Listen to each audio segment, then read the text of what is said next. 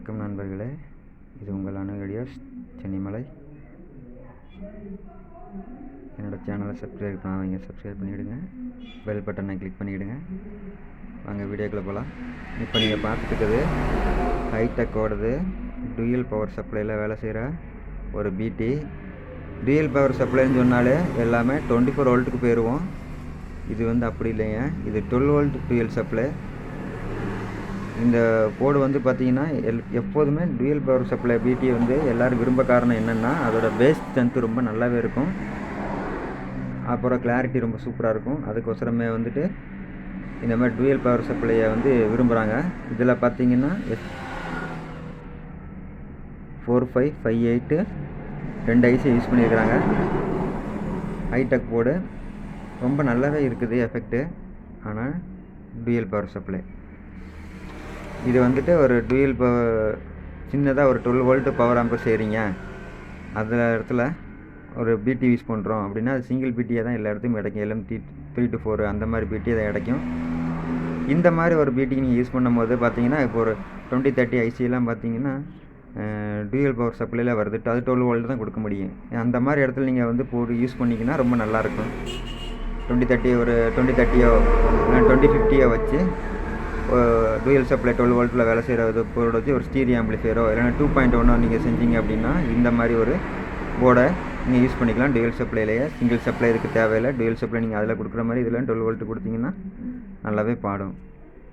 இதில் கனெக்ஷன் பார்த்தீங்கன்னா ரொம்ப சிம்பிளாகவே இருக்குது. ஏற்கனவே அவங்க மென்ஷன் பண்ணியிருக்கிறாங்க.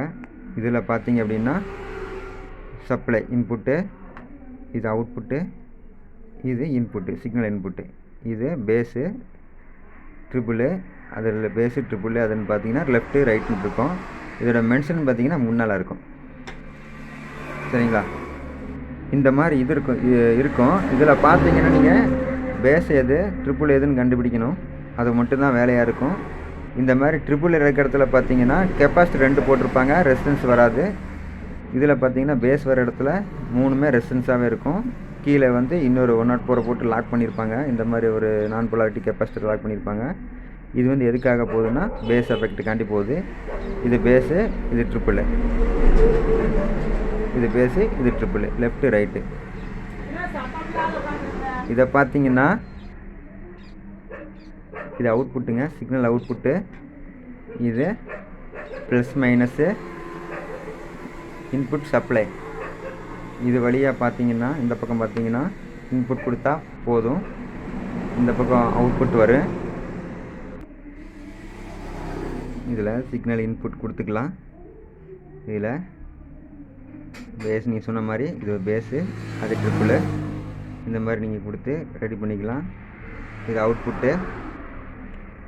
அவுட்புட் பார்த்தீங்கன்னா கிரவுண்ட் பண்ணியிருப்பாங்க நீங்கள். அதனால் இன்புட் சிக்னல்லையே பார்த்தீங்கன்னா கிரவுண்டெல்லாம் பார்த்தீங்கன்னா ஒரே மாதிரி தான் வரும். இந்த ட்ராக்கை பார்த்தீங்கன்னா தெரியும், ஒரே மாதிரி தான் அந்த ட்ராக்கில் இருக்கும். அவுட்புட்டு எல்லாத்தையுமே ஒரே சிக்னல் தான் கிரவுண்ட் பண்ணியிருப்பாங்க. அதனால் நீங்கள் சிக்னல் இன்புட்டில் ஒரு தடவை கிரவுண்ட் பண்ணிங்கன்னா போதும், அவுட்புட்டில் கிரவுண்டு எடுக்க வேண்டாம். நீங்கள் அவுட்புட்டில் கிரவுண்டு எடுத்திங்கன்னா நாய்ஸ் வரும்.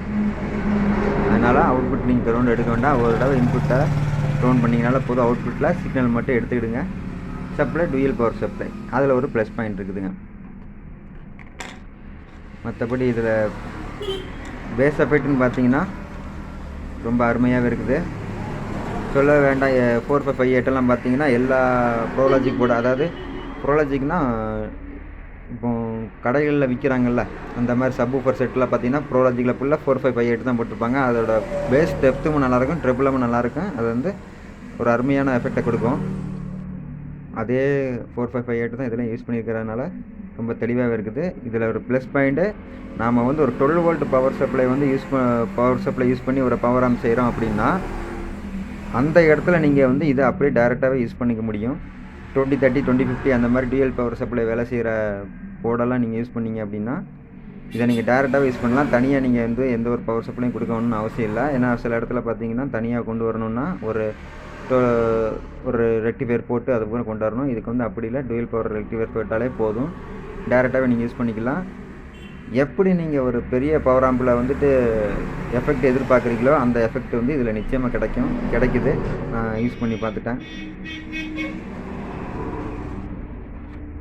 இது நிஜமாலுமே அருமையாகவே இருக்குது.